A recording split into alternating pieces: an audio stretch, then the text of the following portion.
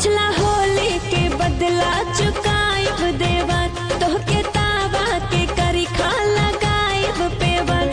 इतना रग रग के गाल दोनों फूल जाए।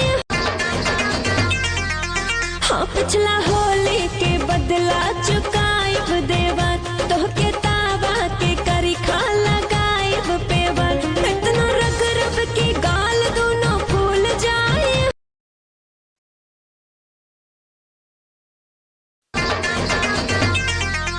हाँ पिछला होली के बदला चुकाइब देवर, तोहके तावा के करी खा लगाइब पेवर। इतना रग रग के गाल दोनों फूल जाए।